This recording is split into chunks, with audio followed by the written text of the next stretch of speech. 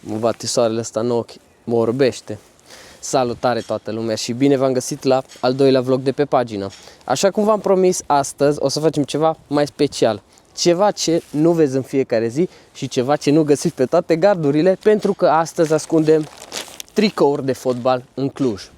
Ce voi face eu pe scurt e să ascund tricourile astea în locuri atât de bine încât să nu le găsească nimeni random care nu s-a uitat la clip. Iar pe clip doar voi o să vedeți locul exact în care tricourile se ascund. Practic va fi primul venit, primul servit. Iar dacă nu ești atât de norocos încât să găsești tricourile, am un link de la site-ul meu cu tricouri de fotbal în descriere pe Instagram și TikTok. Capsula 10 pentru 10% discount. Iar acum, pentru persoanele care găsesc tricourile ascunse, am încă o surpriză. Pune un story pe Instagram cu tricoul și locul în care l-ai găsit și vei primi de la mine un cod de reducere. Bun, primul tricou îl lăsăm aici pe jos și sper să-l găsească cineva. Glumesc, nu. Hai să vedem unde ascundem primul tricou. Nu știu dacă vi se pare cunoscută sau nu zona asta, dar suntem pe cetățuie la Hotelul Belvedere. Primul tricou pe care îl lăsăm va fi tricoul de deplasare al Franței cu Kylian Mbappé. Hai să-l vezi puțin.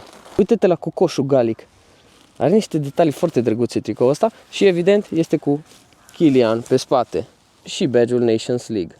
Și noi suntem în parculețul ăsta în care lumea își plimbă câinii destul de des și va trebui să găsim un loc în care să ascundem tricoul fără ca cineva să-l găsească. Ce-i chestia aia albă de acolo? Cred că asta e casa cuiva. Nu o să-l ascund aici. Acolo avem Hotelul Belvedere și cam astea sunt prejurimile, așa că tricoul va merge undeva aici sub. Ok, prima dată îl împătur bine și apoi cred că o să-l acopăr cu frunze și îl pun undeva aici mai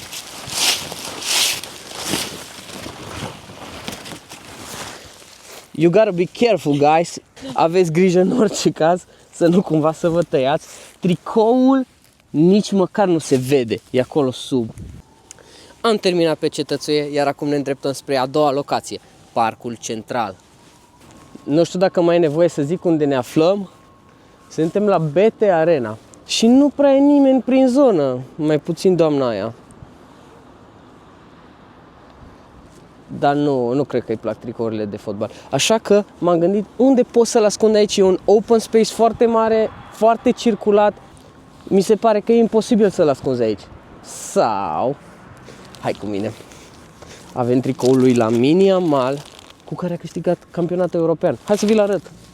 Cam ăsta e tricoul. Badge-ul ăsta se simte super bine. Lamine Yamal pe spate, badge-uri inclusiv de Nations League. Îl împachetăm și îl băgăm chiar sub banca asta. Nu știu cum să-l pun, sincer. Aici este loc? Da, este loc. O să-l băgăm așa. L-am pus perfect. L-am pus perfect. Garantat nu o să-l găsească nimeni. Nu se vede absolut deloc. Am ajuns în parcul mare, e un câmp mare deschis, multă lume, aglomerat. O să fie un challenge să ascundem tricoul ăsta. Scrieți acum în comentarii cu cine credeți că va fi următorul tricou pe care îl ascund. Ăsta e foișor unde se oficiază ceremonii religioase. Mă gândeam să-l ascund aici, dar sunt prea mulți copii și s-ar putea să-l ia înainte să plec eu. Suntem la Casinoul din Cluj-Napoca. Aici vom ascunde cel de-al treilea tricou. Ok, deci ca și repere, în spate avem terenul de basket, iar noi suntem undeva în lateralul cazinoului. Și tot aici avem bradul ăsta imens, super mare, sub care nu o să se uite nimeni, evident, timp de o zi. Tricoul de la Nations League, nu vi-l mai arăt pentru că e foarte multă lume aici și nu vreau să par suspect. Ok, hai să ne băgăm după brad. Nu știu unde să-l pun, hai să-l pun așa, sub creanga asta și maybe acoperit de pietre? I don't know, sper să nu-l găsească nimeni, eu îl tot acopăr cu pietre. That's enough. I think that's enough.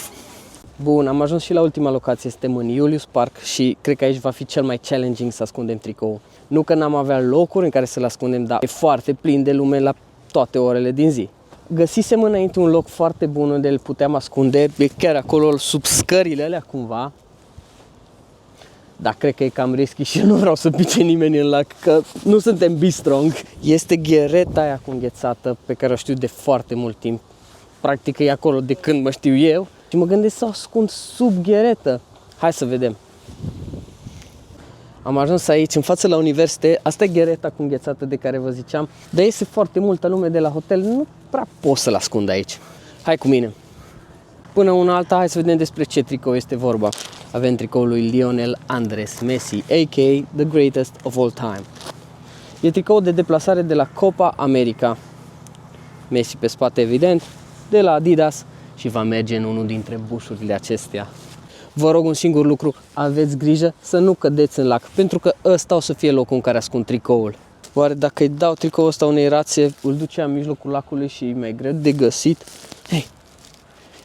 Hei! Hei! Hei! Hei! Hei! Hei!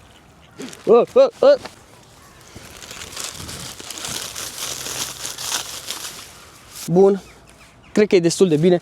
Aveți grijă să nu picați în lac, vă rog. Mersi mult. Ok, ca și locație suntem paralel așa cu universitate. Acolo sus e food court-ul. Cred că o să vă descurcați. Tricoul e chiar aici. Guys, am terminat de ascuns toate tricourile. Nu uitați să mă menționați în story când le găsiți și primiți codul de reducere. V-am pupat. Ciao! Stai! Hei! Ce? Nu erau 5 tricouri. 5 tricouri? 4. Nu, mai era unul. Fac, nu trebuie să zici asta. Ne vedem în baza sportivă Gheorgheni. Bine, m-ai adus aici, dar ce tricou să dau? Că nu mai am niciun tricou. Hai, arată. Chiar vrei să dau un tricou semnat de Cristiano Ronaldo Da! gratis? Da!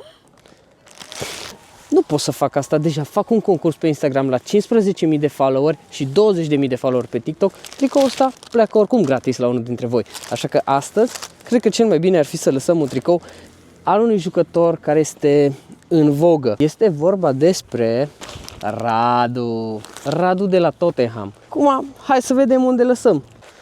Prin fiecare loc circulă super multă lume, plus că e o pistă de alergare care înconjoară tot parcul. Cred că nu îl mai lăsăm și mergem acasă. Na, bro, hai. Oh, fuck. Cred că mă prind de vreo 10 minute în parc și nu am unde să-l ascund. Mă gândeam la tribuna asta de fotbal, dar se vede tot prin ea, așa că nu pot. Mai căutăm. Aici mi se pare că nu poate să ajungă nimeni.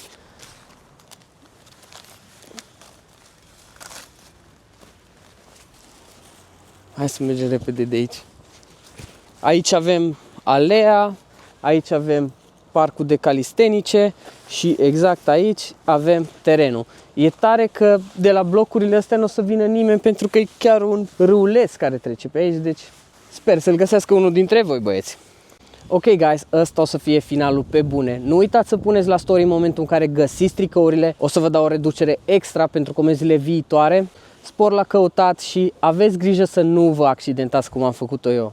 Avem câteva bloopers aici. Ciao! You gotta be careful, guys. Și ce prost îți l-am aruncat. Și cumva să... Oh, you gotta be careful, man. Gotta be careful. Cără 7. Să mai mergem.